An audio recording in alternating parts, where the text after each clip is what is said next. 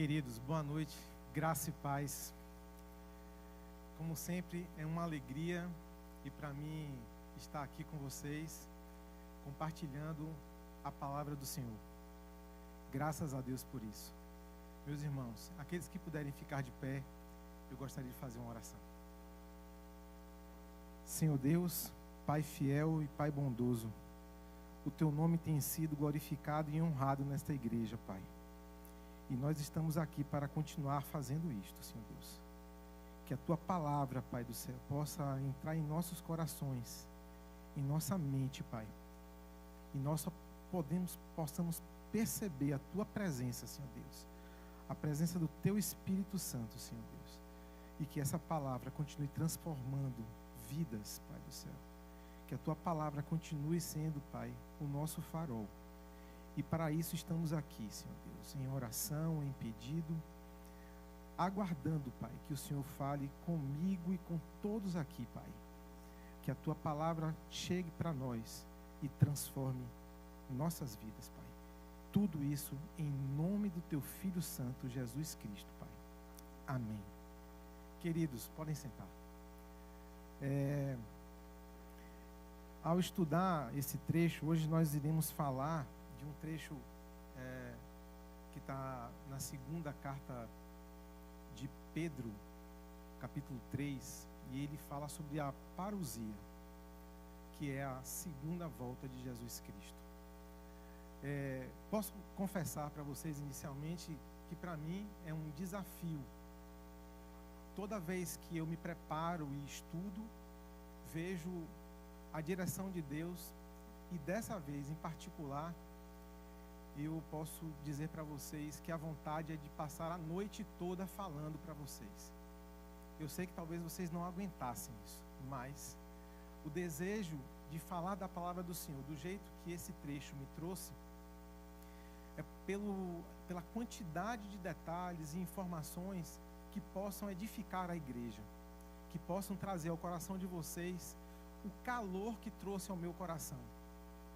E é isso que eu vou estar aqui me prestando, me colocando, sendo usado por Ele para isso. Que não seja eu que fale, que seja o Espírito do Senhor, que eu diminua e que Ele cresça. Amém.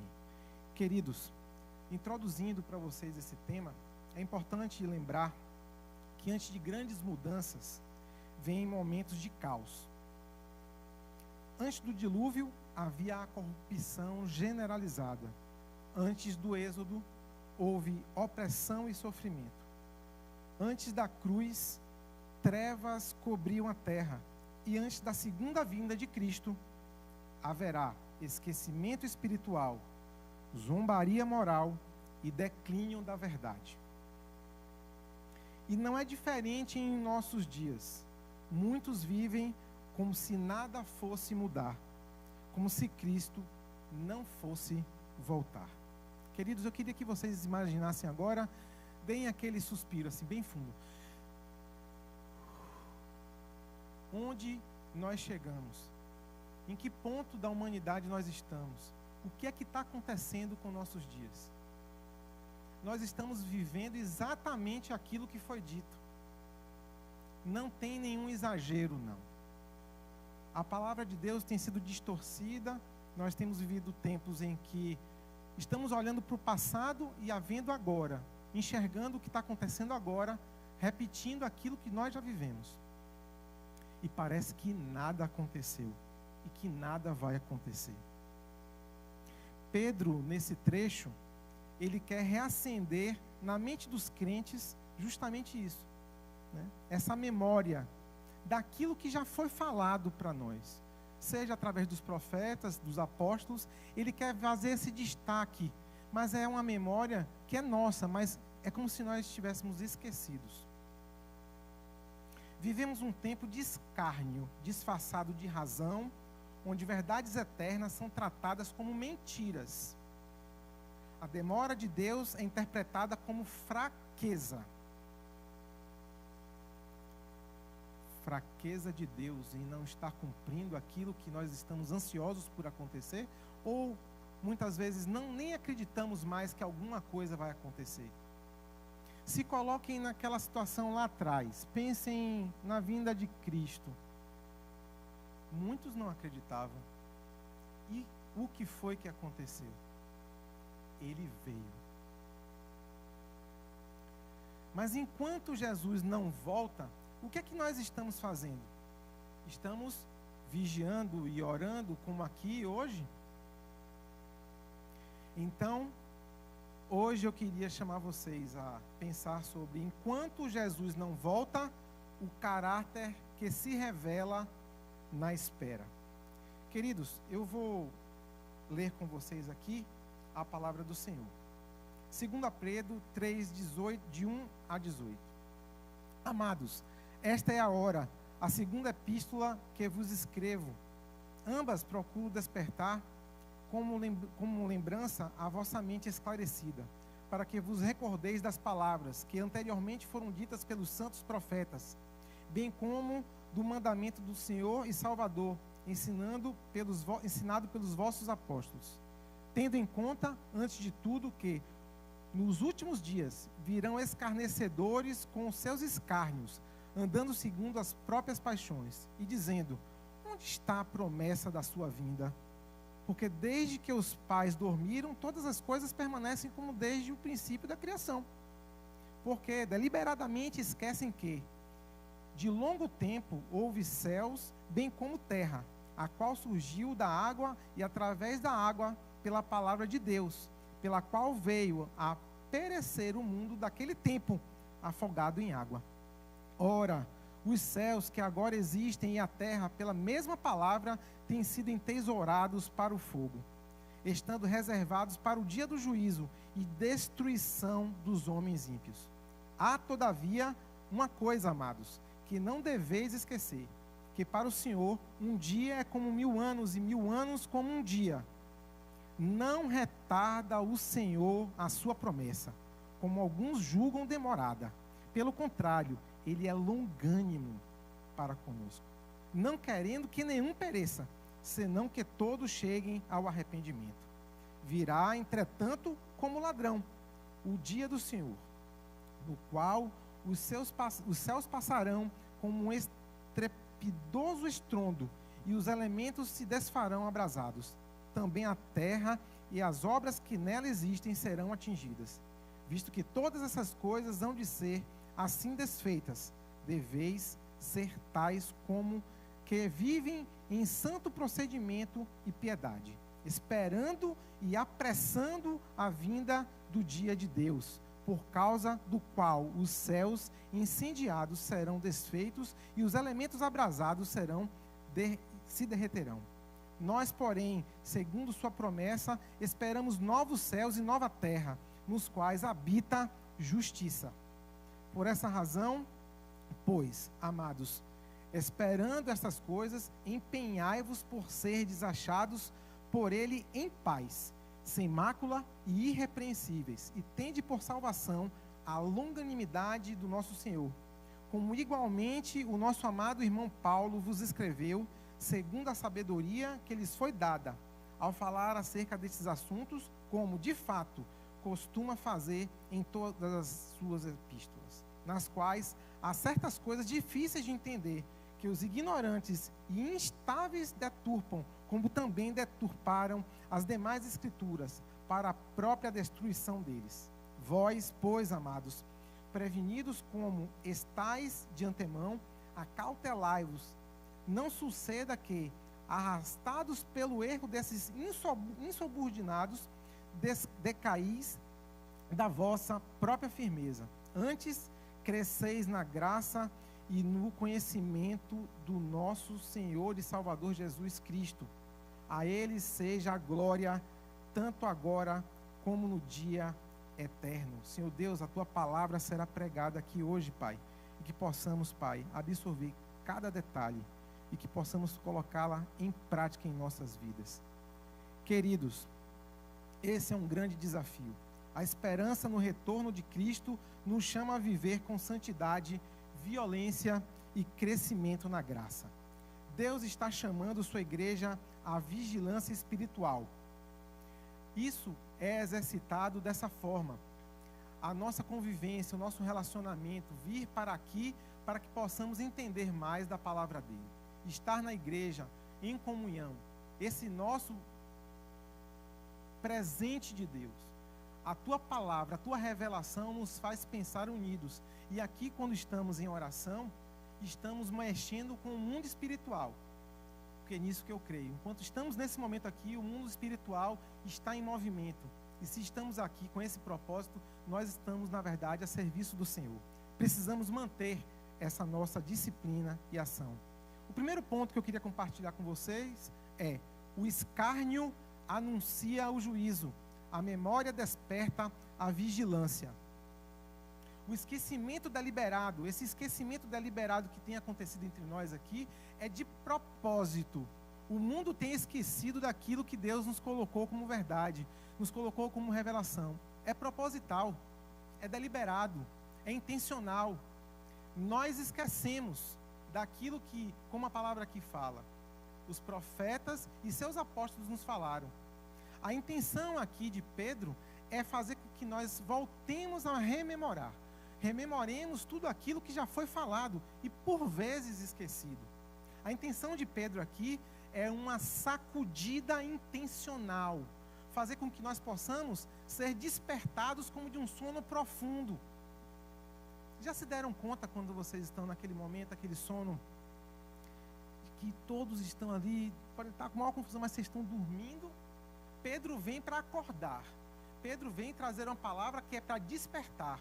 E a mente de vocês, ela vai recordar. Porque vocês já conheceram, vocês já ouviram.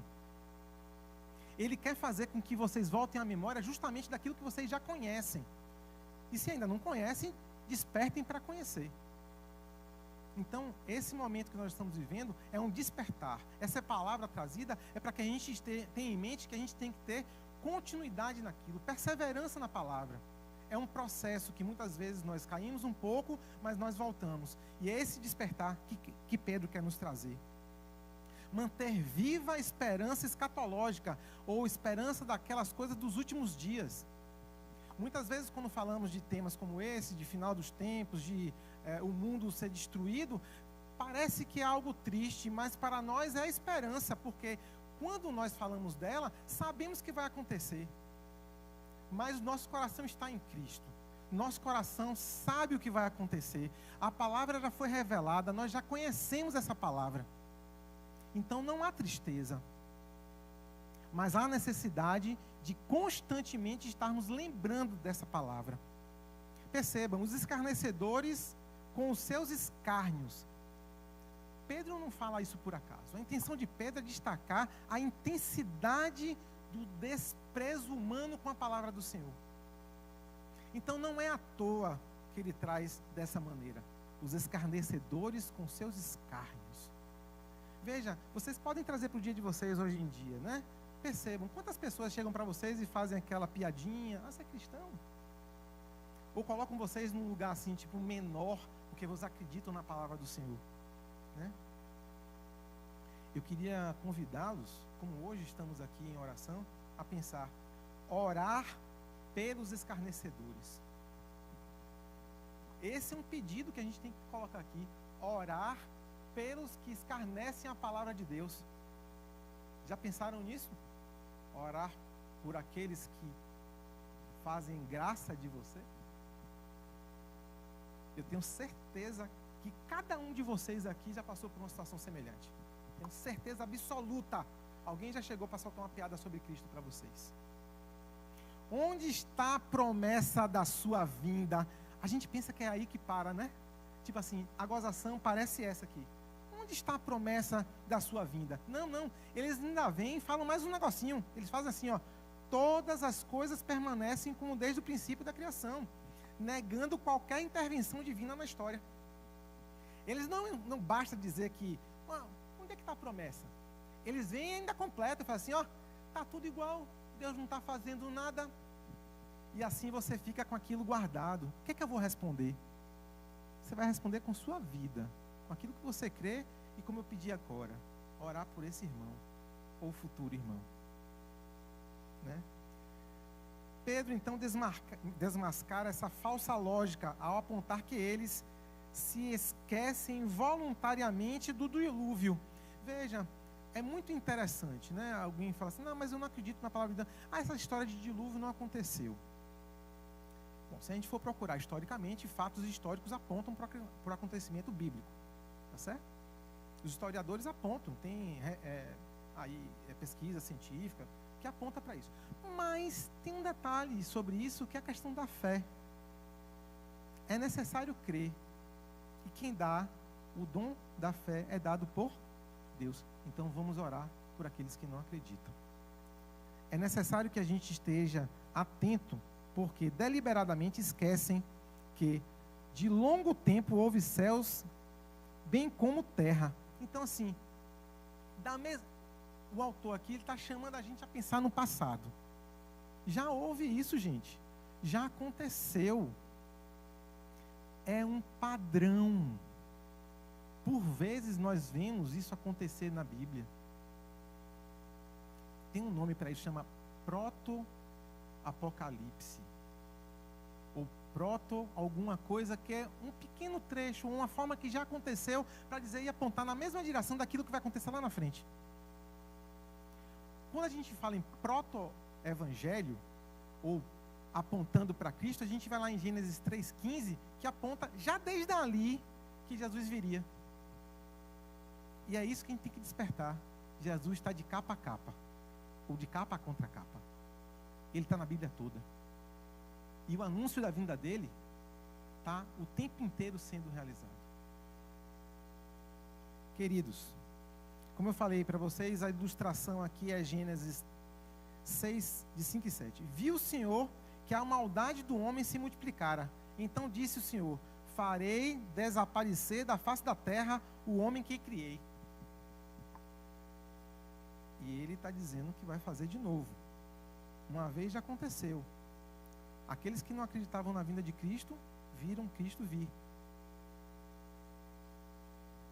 Em Lucas 17, 26 e 27. Assim como foi nos dias de Noé, será também nos dias do Filho do Homem.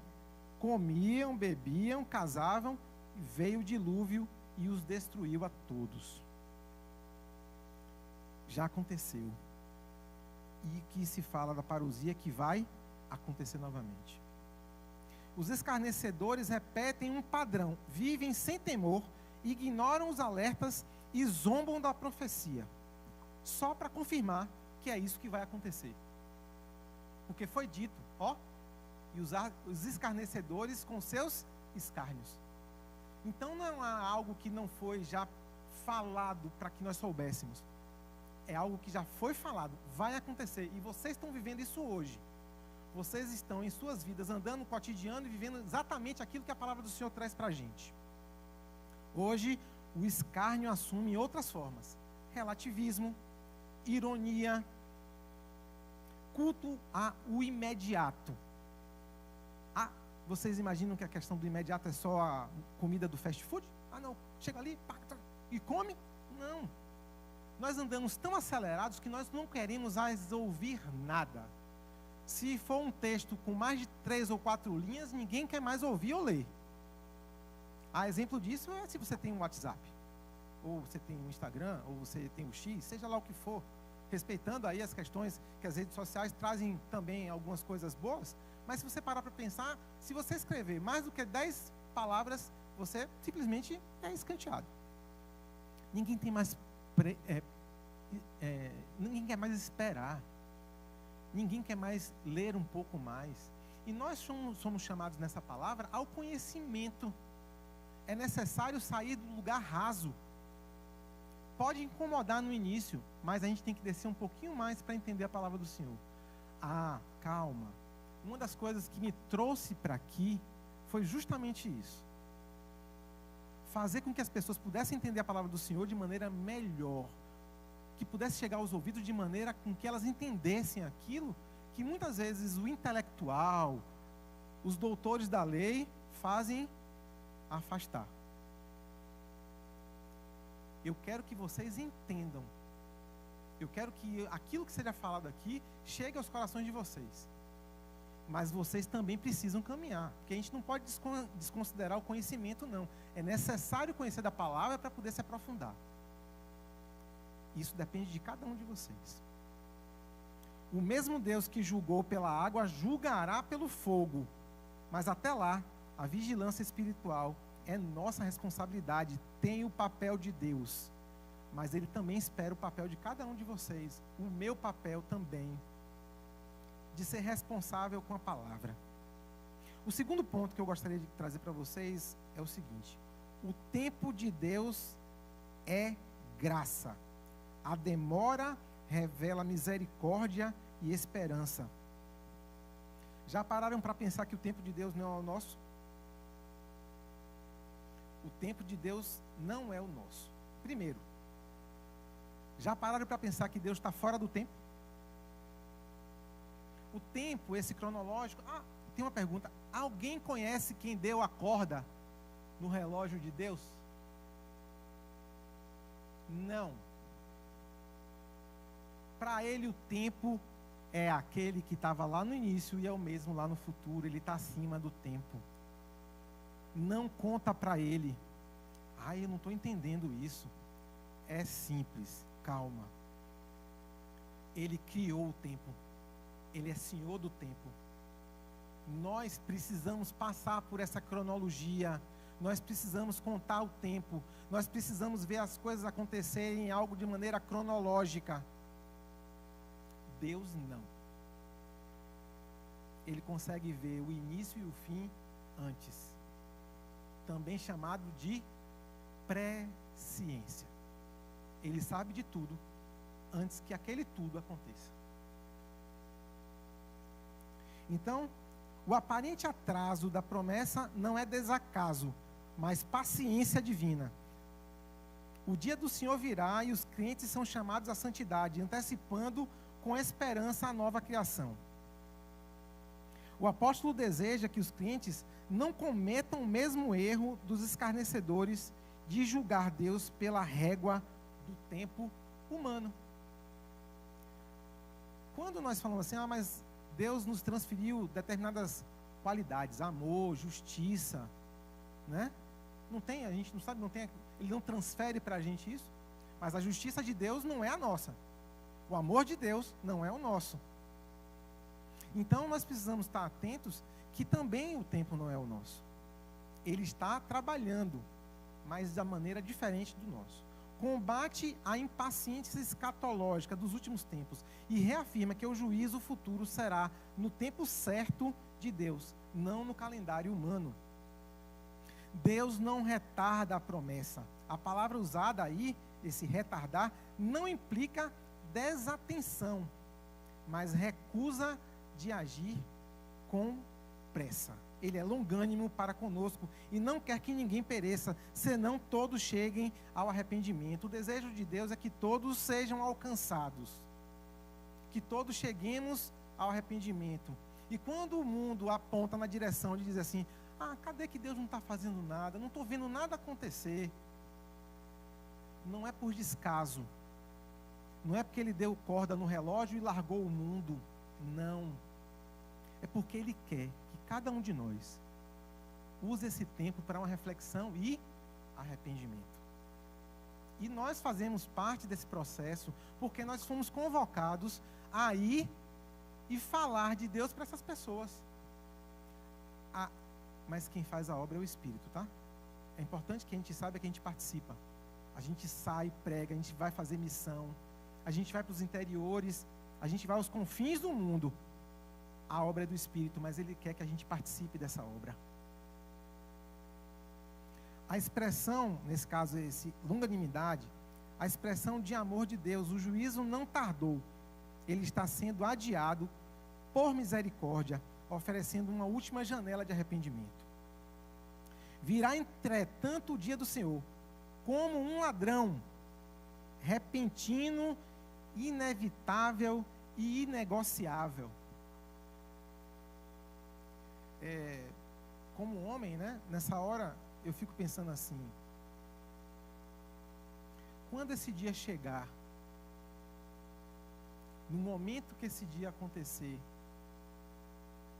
Como será que eu vou reagir sobre a pessoa que está lá do meu lado e que não acreditou em Deus?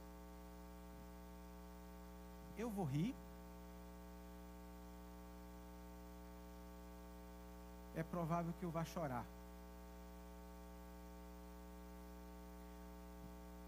Porque naquele dia não haverá mais tempo. E aquela pessoa podia ter sido salva, mas ela não acreditou.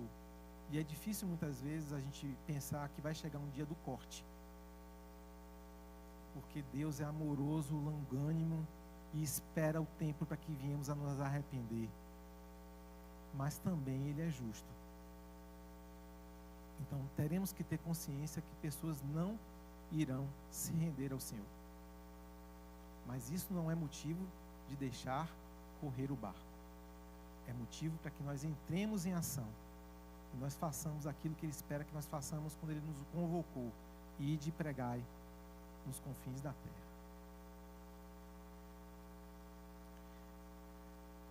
Salmo 90, versículo 4: pois 1000 anos aos teus olhos são como um dia de ontem que se foi. E em Romanos 2,4 fala assim: ou desprezas a riqueza da sua bondade e tolerância e longanimidade, ignorando que a bondade de Deus é que conduz ao arrependimento? A aplicação prática disso: o mundo vê a demora como fracasso, como mentira, como mito, mas o crente vê como graça estendida. Não, esse não ainda não de Cristo como desculpa para a inércia, mas como combustível para a missão e para a santidade. É isso que nós devemos buscar. Queridos, como terceiro ponto, eu trago para vocês: o tempo da igreja é santidade. Viva preparado para ser achado em paz. Aqui, esse tópico, ele aponta para a direção de como nós estamos lidando com essa segunda vinda. Nós estamos sendo diligentes? Nós estamos agindo de maneira agradável ao Senhor? Diante da certeza da vinda de Cristo e da renovação de todas as coisas, os crentes devem viver em santidade, vigilância e crescimento constante, firmados na graça e no conhecimento. Aqui eu fiz um pequeno e breve recorte com relação ao tempo. A questão é: quanto tempo levou desde que começou até que se dissesse que era a volta de Cristo? 4.000 anos, do início até a vinda primeira. De Isaías para a vinda, 700 anos. De Malaquias para a vinda, cerca de 430 anos. E já ali mais próximo, alguns meses, para o aviso da vinda de Cristo. Veja quanto tempo se esperou. Cada um aqui vai pensar: é muito tempo. Como é que a gente vai esperar a vinda de Jesus Cristo? A segunda. Porque o termo que é utilizado é da segunda vinda agora. Como nós estaremos preparados? Seremos encontrados em paz?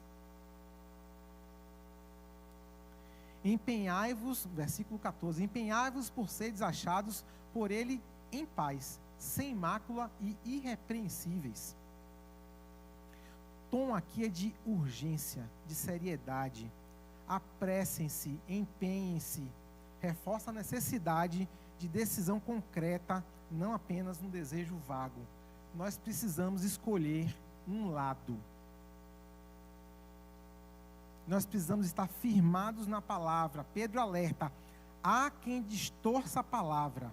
E esse distorcer aqui, o termo que está lá é deturpar, que traz a ideia de torcer com violência, que é o que nós vemos hoje com as coisas do mundo. As notícias distorcidas, as mentiras que se tornam verdade. Existe hoje um mar de pessoas que conhecem a palavra de Deus,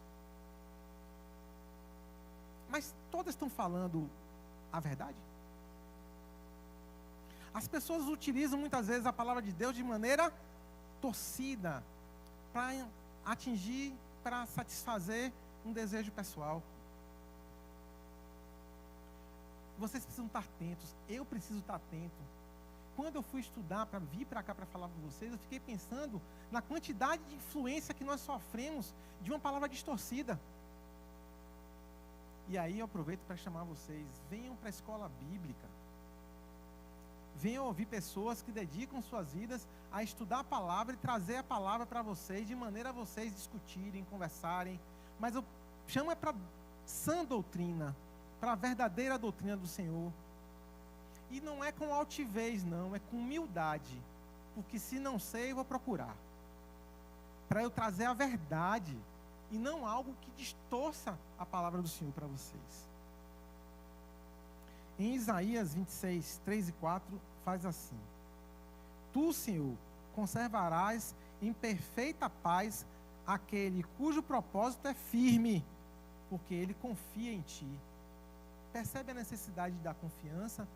Percebe o desejo e a necessidade da gente estar em comunhão com Deus? Haver uma posição nossa, uma ação, um passo da fé. É necessário que estejamos diante de Deus irrepreensíveis,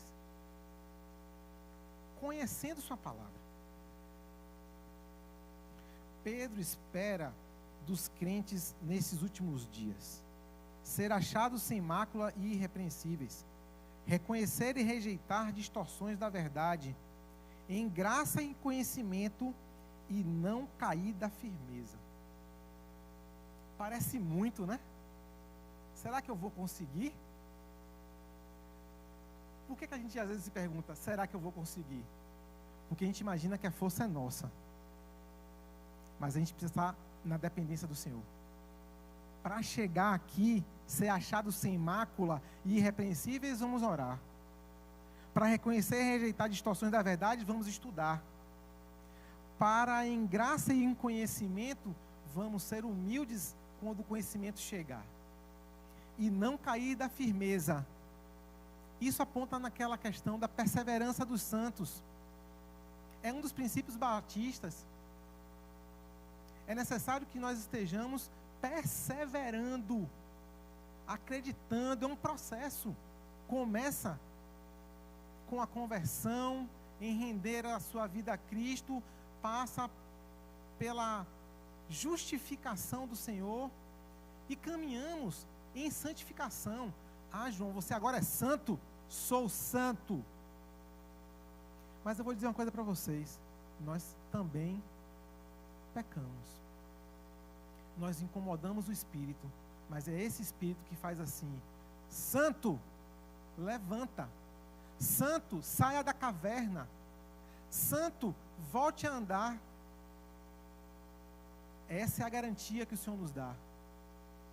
Nós podemos cair, mas Ele vai nos levantar, porque nós estamos perseverando. Queridos, o Senhor encontrará. O que é que o Senhor encontrará quando voltar? A pergunta não é se Cristo voltará. A pergunta é como Ele nos encontrará, porque a volta é certa. Hoje o Senhor nos confronta com nossa lentidão espiritual, nossa negligência moral e com nossa acomodação doutrinária. Todos problemas possíveis de resolver. Todos esses daqui podemos melhorar a nossa lentidão espiritual orando.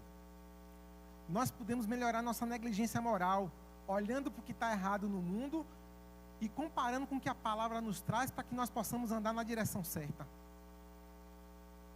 E a acomodação doutrinária. Ah, hoje eu não vou estudar não. Não. Hoje não, amanhã. Mas você esquece que um dia pode tirar você a atenção, a disciplina e a perseverança. Deus ainda não voltou porque Ele é longânimo. A demora não é descaso, é misericórdia. Você pode controlar quando Ele virá. Você não pode controlar quando Ele virá, mas pode decidir como você será encontrado. Eu faço um convite para vocês. Enquanto Jesus não volta, cresça, vigie, santifique-se e prepare-se, pois o tempo da paciência é também o tempo da decisão. Queridos, Deus abençoe todos vocês e que a palavra do Senhor tenha chegado ao coração de vocês e que vocês saiam daqui hoje com o desejo de colocá-la em prática. Agradeço tudo isso em nome do Senhor Jesus. Amém. Boa noite.